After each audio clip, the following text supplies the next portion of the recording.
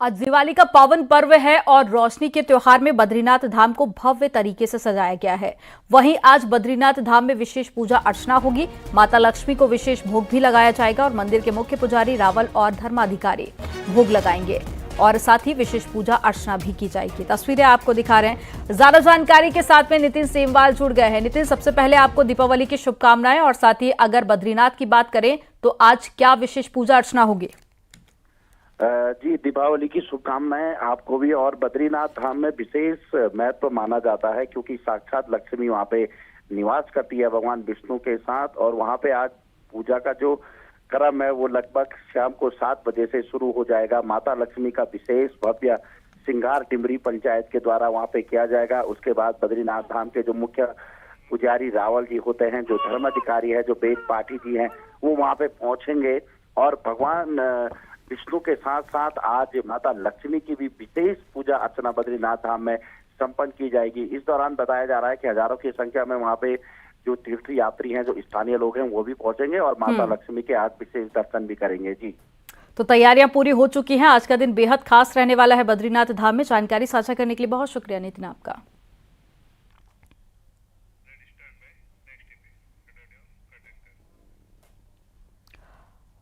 भगवान केदारनाथ के कपाट 15 नवंबर को शीतकाल के लिए बंद होंगे, लेकिन केदारपुरी में कपाट बंद होने की प्रक्रिया शुरू हो गई है। शनिवार को भारी बर्फबारी के बीच में भगवान केदारनाथ के रक्षक द्वारपाल भंकुट और साथ ही भैरवनाथ जी के कपाट बंद कर दिए गए। पूजा अर्चना हवन यज्ञ के बाद में दोपहर 3 बजे कपाट बंद किए गए और अब 15 नवंबर को बाबा केदारनाथ के कपाट बंद किए जाएंगे।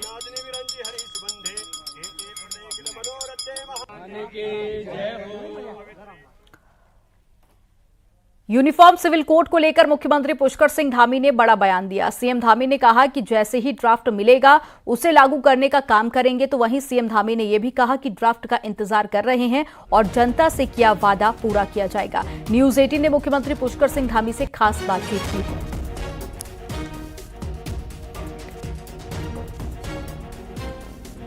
सर ये कहा जा रहा है कि यूसीसी पर जल्द ही विशेष सत्र बुलाया जा सकता है, क्या कहेंगे?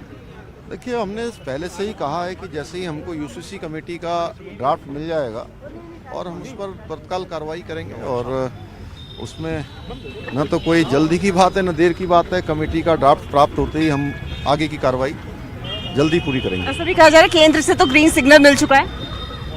नहीं, देखिए, वो तो यूसीसी कमेटी जब भी हमको बना के दे देगी तो हम तैयार हैं उसके लिए। अमित शाह जी से भी कल बातचीत हुई यूसीसी को लेकर? नहीं, जब तक ड्राफ्ट नहीं मिलेगा और ड्राफ्ट मिलते ही जो है मैंने कहा है कि हम उस पर कार्रवाई करेंगे। और शीर्ष नेतृत्व का, हमारे सभी लोगों का उसमें हमको पहले से ही, चूँकि हमने अपने पार्टी का जो हमारा चुनाव के समय एक तरह से संकल्प था, वो संकल्प हमने उत्तराखंड की देवतुल्य जनता के सामने रखा था। उत्तराखंड की देवतुल्य जनता ने उस पर मोहर लगाई थी। हमारा शीर्ष नेतृत्व भी उसके लिए हमको पहले ही अपना आशीर्वाद दे चुका है। शुक्रिया सर, हमसे बातचीत करने के लिए। मुख्यमंत्री पुष्कर सिंह धामी को आप सुन रहे थे, जो कहते हैं जैसे ही हमें ड्राफ्ट मिलेगा उसे हम लागू करने की दिशा में काम करेंगे। और साथ ही साथ उन्होंने ये भी कहा कि जनता से जो वादा किया है वो सभी वादे हम पूरे करेंगे। कैमरा पर्सन राकेश रावत के साथ न्यूज 18 के लिए देहरादून से Bharti Saklani union. Uniform civil code पर केंद्र के ग्रीन सिग्नल मिलने के संकेत है। चर्चा जोरों पर है कि सरकार अगले कुछ दिनों में विशेष सत्र बुलाकर यूसीसी और राज्य आंदोलनकारियों के मुद्दे को सदन में ला सकती है। रिपोर्ट आपको दिखाते हैं।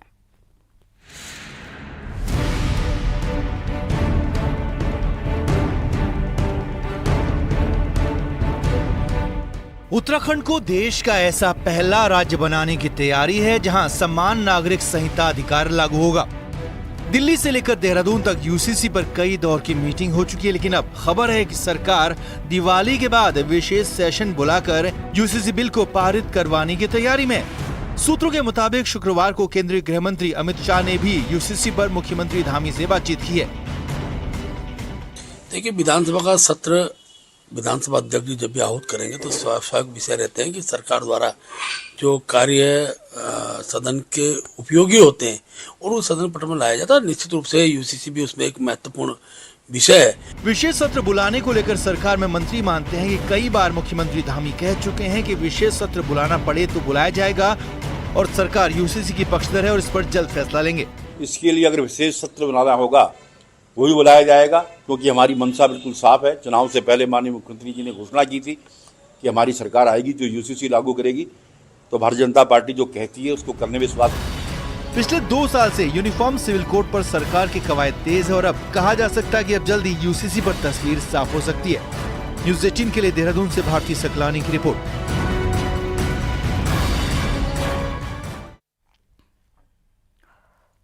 मुख्यमंत्री पुष्कर सिंह धामी ने शनिवार को देहरादून के चक्राता रोड स्थित कुम्हार मंडी में पहुंचकर कुम्हारों से दीप खरीदे, साथ ही उनका हालचाल भी पूछा। सीएम धामी ने कुम्हारों को फूल माला पहनाकर दीपावली की शुभकामनाएं भी दी। सीएम धामी ने लोकल फॉर वोकल का समर्थन करते हुए लोगों से भी अपील की है।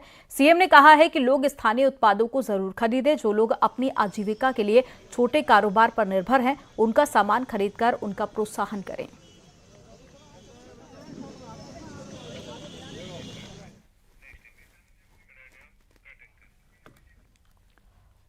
मुख्यमंत्री पुष्कर सिंह धामी ने पूर्व मुख्यमंत्री से मुलाकात की और शुभकामनाएं दी। सीएम धामी ने पहले पूर्व सीएम और सांसद तीरथ सिंह रावत से मुलाकात की। साथ ही सीएम धामी ने पूर्व मुख्यमंत्री त्रिवेंद्र सिंह रावत से भी मुलाकात की। सीएम धामी दोनों पूर्व सीएम के घर गए और वहां पहुंचकर मुलाकात की और दीपावली की शुभकामनाएं दी।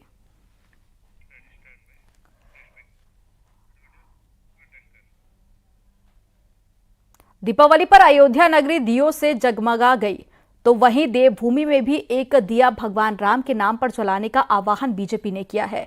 वहीं कांग्रेस का कहना है कि अयोध्या और भगवान राम पूरे देश के हैं और राजनीति करने वाली बीजेपी जान ले कि देवभूमि के हर घर में रोज दिया जलता है।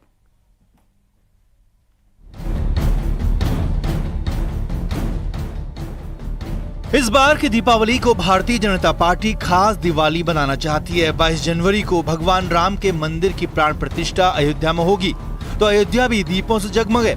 इसी मौके को उत्तराखंड बीजेपी भी खास बनाना चाहती है। बीजेपी प्रदेश अध्यक्ष महेंद्र भट्ट का कहना है कि जनता हो या कार्यकर्ता, दिवाली में एक दिया भगवान राम के नाम का जलाएं और वो अखंड ज्योत 22 जनवरी उस दिन तक जलनी चाहिए जिसका इंतजार 500 साल से है।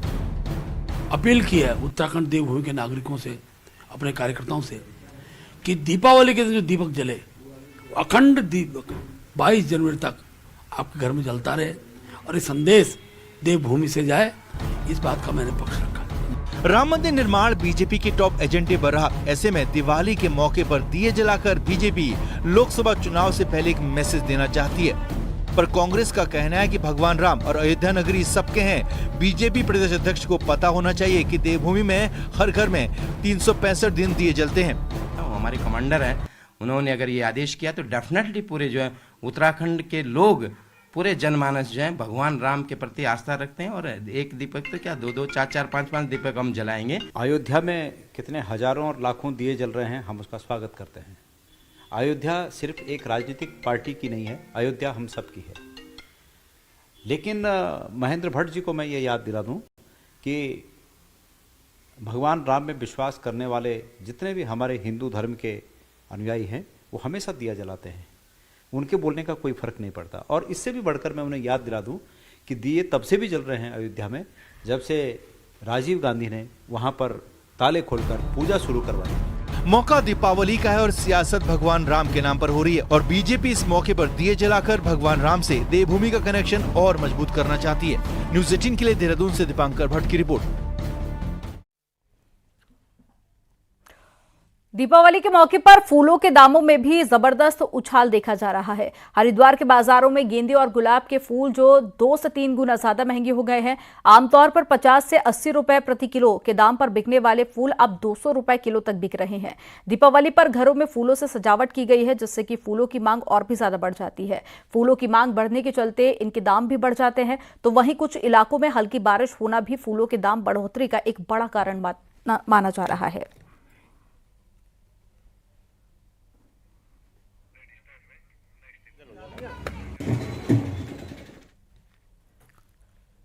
दीपावली पर मां लक्ष्मी और भगवान गणेश के गेंदों के खास फूल उनको चढ़ाए जाते हैं और यही फूल हल्द्वानी के आसपास मौजूद गांव की दीपावली को जगमगा देते हैं, क्योंकि इन गांवों में खास तौर पर दीपावली के लिए इस रंग बिरंगे गेंदे की खेती भी की जाती है और इन्हीं को बेचकर जूलीकोट न्याय पंचायत में पड़ने वाली चोपड़ा भलियूटी और साथ ही झोली, सूर्य गांव और साथ ही सूर्यजला जैसे गांवों के लोग अपनी दीपावली मनाते हैं। फूल तोड़ने से लेकर इनकी माला बनाने और फिर इन्हें मंडी ले जाने तक का काम ग्रामीण खुद करते हैं। हम लोग जो है गेंदे की खेती केवल दिवाली के पर्पज से करते हैं और यहाँ से गेंदे के फूलों की मालाएं बना करके हल्द्वानी, लालकुआ, बरेली तक मंडियों में हम लोग ले जाते हैं और वहाँ थोक के भाव जो है अपने मंडियों में इनको बेच करके पूरे सब लोग दिवाली का खर्चा और दिवाली का त्यौहार बहुत बढ़िया तरीके से हमारे पूरे गांव में, पूरे जोलीकोट के इलाके में ही समझिए आप, ये सब करीब 10-15 गाँव में ये फूलों की खेती दिवाली के पर्पज से ही की जाती है। नैनीताल का नाम सुनते ही ताजी आबो हवा और खूबसूरत नजारे का एहसास होने लगता है, लेकिन क्या आपको पता है कि जितना खूबसूरत नैनीताल है उससे कई ज्यादा आकर्षक यहाँ की मोमबत्तियां हैं, जिसकी दिवाली के सीजन में जो मांग है और ज्यादा बढ़ जाती है। रिपोर्ट आपको दिखाते हैं।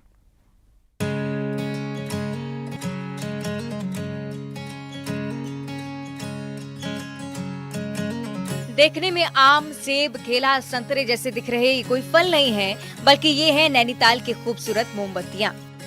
सिर्फ यही नहीं, बल्कि लालटेन, बियर ग्लास, भगवान की मूर्ति या अरोमा कैंडल की कई किस्मों की मोमबत्ती लोगों को हक्का बक्का कर देती है। तो नैनीताल आने वाले पर्यटक इनको खरीदे बगैर रह नहीं पाते।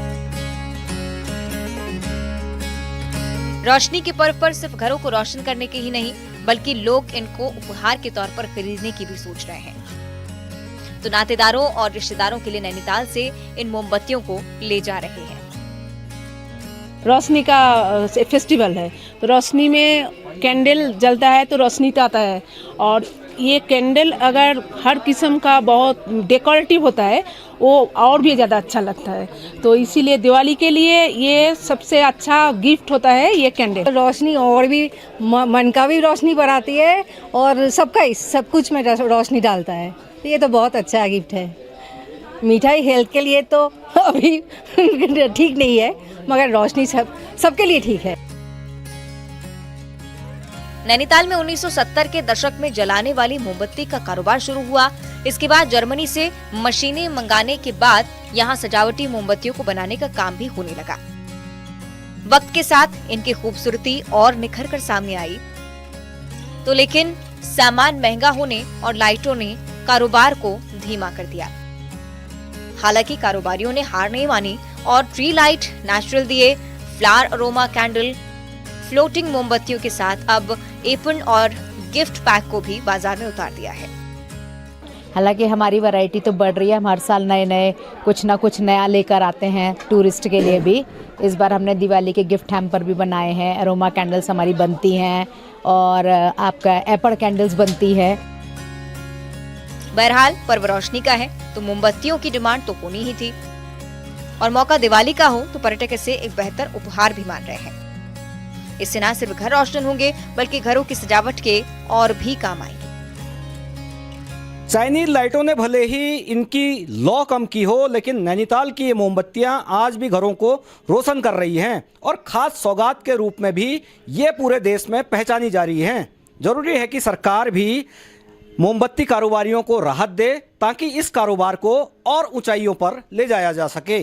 वीरेंद्र बिष्ट, न्यूज 18, नैनीताल। दीपावली त्योहार पर लोग लक्ष्मी को प्रसन्न करने के लिए विशेष पूजा अर्चना भी करते हैं, लेकिन इस दौरान कुछ लोग भ्रांतियां और साथ ही अंधविश्वास के चलते उल्लू जैसे जीव की हत्या कर उसके नाखून और पंखों से तांत्रिक विधि करते हैं। वहीं ज्योतिष के जानकारों के अनुसार किसी भी पूजा पद्धति में उल्लू की हत्या कर उस तांत्रिक विधि करने का उल्लेख नहीं है। ऐसा करना पूरी तरह से अंधविश्वास है। साथ ही ऐसे लोग लक्ष्मी को प्रसन्न नहीं कर पाते, बल्कि जीव हत्या का पाप जरूर ले लेते हैं। इसलिए लोगों को ऐसा करने से बचना चाहिए और सात्विक ढंग से लक्ष्मी पूजन करना चाहिए। तो उल्लू के माध्यम से जो लोग जल्दी धनवान बनने के लिए लक्ष्मी की तांत्रोक्त विधि से पूजा करना चाहते हैं, वो कपोल कल्पित कल्पनाओं में बहके या सुनी सुनाई बात करके इस जीव की हत्या करके इसके नखूनों का या पंखों का प्रयोग करके तांत्रिक सिद्धि या प्राप्त करना चाहते हैं लक्ष्मी की तुरंत से ज़्यादा लाभ। परंतु ये एक मात्र सुनी सुनाई बात है। दिवाली के मौके पर अल्मोड़ा में रोडवेज की बसें कम होने से लोगों को भारी दिक्कतों का सामना भी करना पड़ रहा है, लेकिन लोगों को अपने घर जाने के लिए गाड़ियां नहीं मिल पा रही हैं और परेशान हो रहे हैं। मैदानों से पहाड़ तक लोग पहुंच रहे हैं, लेकिन लोकल में गाड़ियां नहीं होने से काफी दिक्कत आ रही है।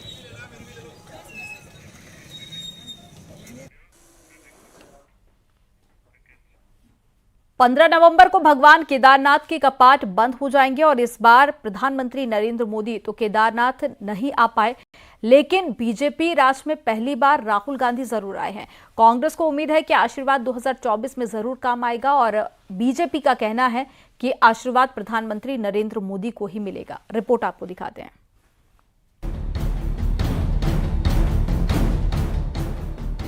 चारधाम यात्रा में साल 2023 में रिकॉर्ड श्रद्धालु आए। अकेले 20 लाख श्रद्धालुओं का आंकड़ा बाबा केदारनाथ के धाम पहुंचा। 2017 के बाद 6 बार केदारनाथ आने वाले प्रधानमंत्री नरेंद्र मोदी इस बार केदारनाथ धाम तो नहीं आए, पर उत्तराखंड के आदि कैलाश और जागेश्वर जरूर आए।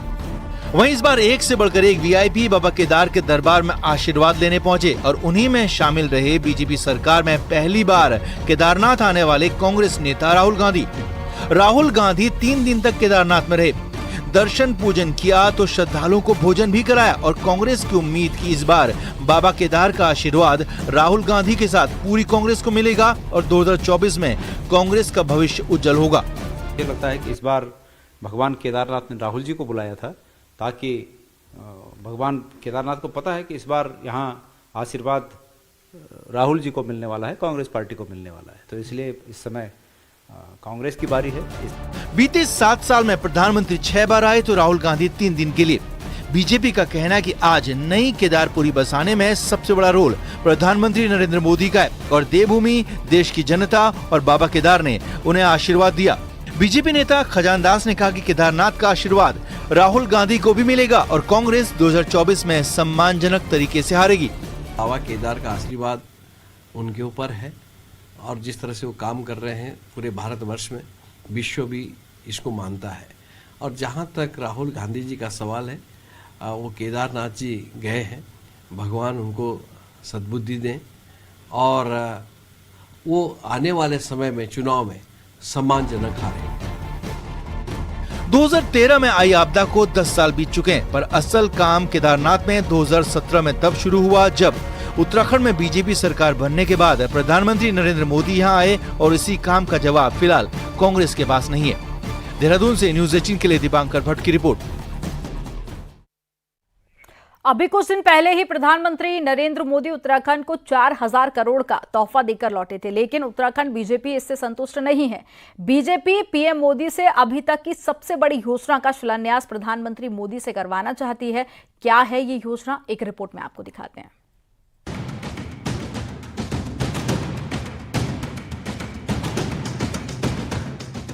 सालों से अटके इस जमरानी बांध के बनने का रास्ता पीएम मोदी की कैबिनेट साफ कर चुकी है। उत्तराखंड के लोग जिस बहुप्रतीक्षित बांध का इंतजार कर रहे थे, अब उसके शिलान्यास का इंतजार है और बीजेपी के कार्यकर्ता इसके लिए बेसब्र हैं। माना जा रहा है कि शिलान्यास की शुभ घड़ी दीपावली के बाद कभी भी आ सकती है।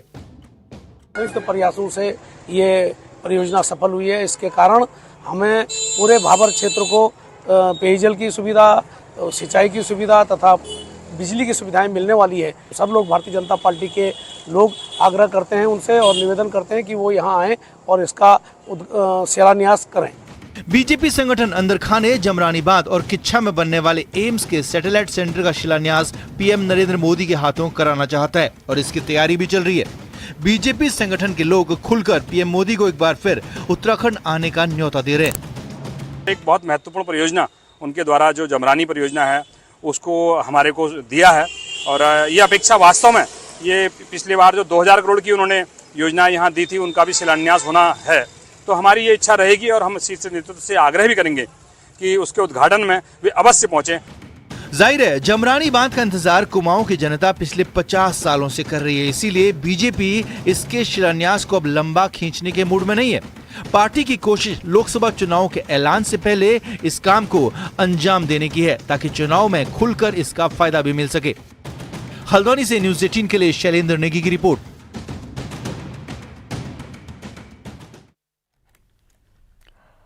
खबर देहरादून से है। 9 नवंबर राज्य स्थापना दिवस को देहरादून में हुई डकैती के मामले में आईबी ने रिपोर्ट दिया और सूत्रों के मुताबिक इसमें राष्ट्रपति मुर्मू की सुरक्षा में चूक बताई गई है। राष्ट्रपति के रूट से कुछ दूरी पर 9 नवंबर को लूट हुई थी। बदमाशों ने ज्वेलरी की दुकान में लूट की थी और उस दिन राज्य स्थापना दिवस समारोह में राष्ट्रपति ने शिरकत की थी। वहीं पुलिस के हाथ में अब भी कोई बड़े सबूत नहीं लग पाए हैं। पुलिस बदमाशों को नहीं पकड़ पाई है। हालांकि आरोपियों की बाइक और कार जरूर बरामद की गई है, लेकिन बदमाशों तक नहीं पहुंच पाई है। सीएम धामी खुद इस मामले में लगातार नजर बनाए हुए हैं और सीएम ने जल्द से जल्द मामले के खुलासे के निर्देश भी दिए हैं। बिहार, वेस्ट बंगाल और अन्य प्रांतों के लिए भी जहां जहां से कनेक्शंस मिले हैं वहां के लिए भी आज टीम विभिन्न प्रांतों के लिए आज निकल गई है। कल भी अपने डेस्टिनेशन पर कुछ पहुंच गई है। तो ये डेटा कलेक्शन के साथ साथ जो संदिग्ध इसमें हुलिये भी आए हैं वो भी उनका मिलान किया जा रहा है और जो इसमें हमें इनपुट अपने सोर्सेज से प्राप्त हो रहा है उस पर भी हम काम कर रहे हैं। रुड़की में गंगनहर कोतवाली की सैनिक कॉलोनी में 2 पक्षों में जमकर मारपीट हो गई और मारपीट का ये वीडियो सोशल मीडिया पर काफी वायरल हुआ, जिसमें मामूली कहासुनी के बाद में मारपीट हुई थी और मारपीट में 2 लोग घायल हो गए। पुलिस के मुताबिक केस दर्ज कर लिया गया है और वायरल वीडियो की जांच हो रही है। सभी पहलुओं की जांच के बाद में मामले की आगे कार्रवाई की जाएगी। ये 24 तारीख का एक झगड़ा है। इसमें ऑलरेडी मुकदमा पंजीकृत है बलवे की धाराओं में और अन्य धाराओं में। इन्वेस्टिगेशन जारी है। बाकी वीडियो किसके स्तर से वायरल हो रहा है इसके संबंध में भी जांच पड़ताल करी जाएगी, क्योंकि ये जो वीडियो है ये इन्वेस्टिगेशन का पार्ट है। झगड़े का जो कारण अभी तक संज्ञान में आया है वो ये है कि इस घटना के पहले एक और घटना हुई थी जिसमें कि दूसरे पक्ष का कोई ड्राइवर था जिसके साथ इन लोगों के द्वारा मारपीट करी गई थी। उसका वीडियो फुटेज अभी मिस्ड है, तो उसके लिए हम DVR को कब्जे में लेंगे। उसके बाद इन लोगों के द्वारा आकर के वहाँ पे मारपीट की गई है। और चलिए रुक करेंगे एक बड़ी खबर का जो मथुरा से मिल रही है। मथुरा में पुलिस मुठभेड़ में 50,000 का इनामी बदमाश ढेर हो गया है। SOG और हाईवे पुलिस से ये मुठभेड़ की है और पुलिस ने इनके पास से 21,88,000 कैश भी बरामद किया। साथ ही भारी मात्रा में सोने, चांदी और साथ ही डायमंड की ज्वेलरी भी बरामद की गई। आरोपी के मुताबिक जो जानकारी मिली है उसके अनुसार बदमाश फारूक ने 4 नवंबर को कपड़ा कारोबारी के यहां पर लूट और हत्या की थी। सनसनीखेज वारदात को भी अंजाम दिया था। लूट के दौरान हमले में कारोबारी की पत्नी की मौत हो गई थी और व्यवसायी की गंभीर हालत बनी हुई है। दिल्ली के अपोलो अस्पताल में उनका इलाज चल रहा है। लूट और हत्या की वारदात को अंजाम देकर फारूक करोड़ों का माल लेकर मौके से फरार हो गया था, जिसे फिलहाल पुलिस ने गिरफ्तार कर लिया है।